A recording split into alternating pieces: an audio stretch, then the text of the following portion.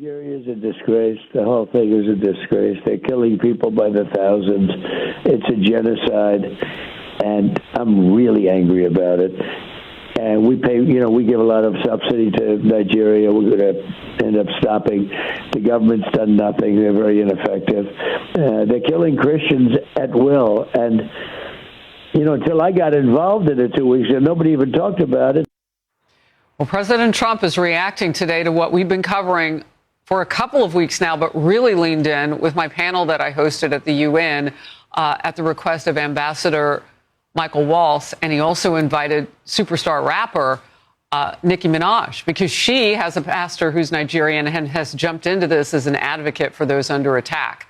Horrific violence in Nigeria against mostly Christians, and a third mass kidnapping this week alone. So it's getting worse under President Tinubu over there.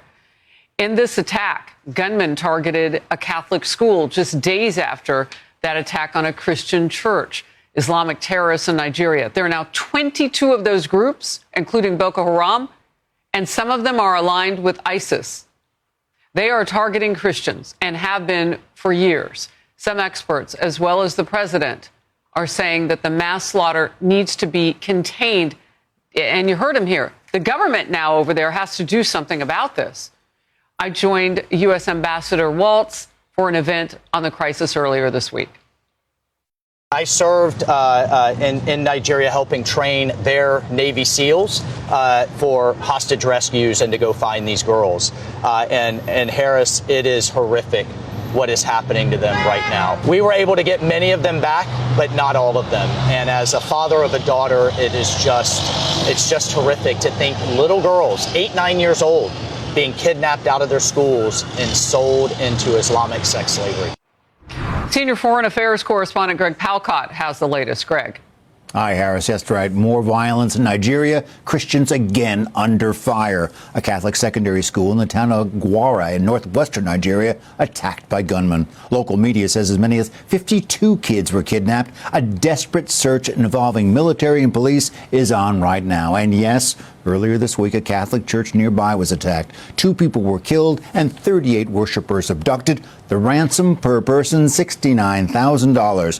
Thousands of Christians have been killed in recent years there, leading some, yes, to speak of a Christian genocide. President Trump has branded Nigeria a country of particular concern regarding religious freedom, threatening to apply sanctions and send in U.S. troops. Here's how a State Department official put it at a congressional briefing yesterday. The Trump administration is developing a plan to incentivize and compel the Nigerian government to better protect Christian communities and improve religious freedom.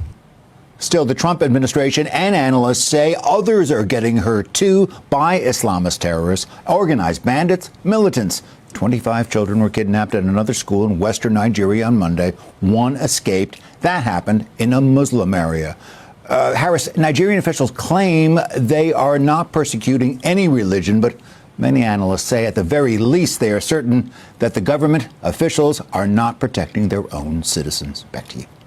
Yeah, and as we've been pointing out, it's mostly young girls and women, and that's what we saw in that church. And those new numbers are just heartbreaking. How many more people were kidnapped and killed in that church attack that we showed this week?